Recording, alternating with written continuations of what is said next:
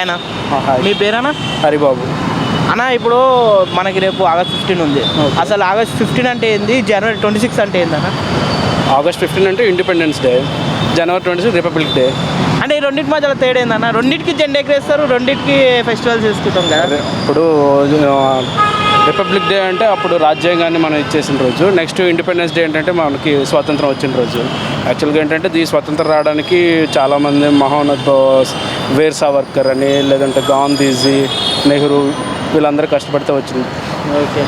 అంటే ఇప్పుడున్న యూత్ అంతా ఇన్స్టాగ్రామ్ రీల్స్ వాళ్ళ ఇన్ఫ్లుయెన్సర్ పేర్లే తెలుసు చాలా మందికి. అయితే మన ఫ్రీడమ్ ఫైటర్ పేర్స్ చాలా మందికి తెలియదు. దానిపై మీరేమన్నా అంటే అది బేసికల్గా స్కూల్స్లో వాటిలో చెప్తేనే తెలుస్తుంది భయ్య. బయట ఎవరు చెప్పినా వినేటట్లేరు. చిన్నపిల్లల నుంచే ఇప్పుడు ఫోన్లో ఇన్స్టాగ్రామ్ ఇవన్నీ చూస్తున్నారు కాబట్టి మ్యాక్సిమం తెలియదు.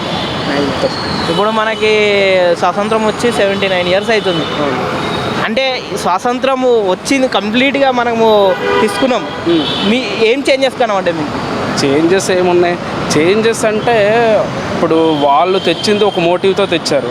ఎవరు స్వతంత్ర సమరయోధులు లైక్ వీర్ సావర్కర్ కానీ, గాంధీజీ కానీ, వాళ్ళందరూ ఏంటంటే మన యొక్క బతుకులు మారాలి, బానిసత్వం నుంచి బయటికి రావాలి అని చెప్పేసి ఆ రోజు తీసుకొచ్చారు. ఇప్పుడు ఏంటంటే రాజకీయ సేమ్ ఇప్పుడు కూడా మనం ఆ దీంట్లో ఉన్నట్టే. రాజకీయ నాయకులు ఈ బానిసత్వం కింద మనం బతుకుతున్నట్టే. ఎందుకంటే లైక్ వాళ్ళే ఇప్పుడు రాజకీయ నాయకులే బాగుపడుతున్నారు తప్ప సామాన్యుడికి ఎవరికి అంతగా న్యాయం ఏం జరగడం లేదు.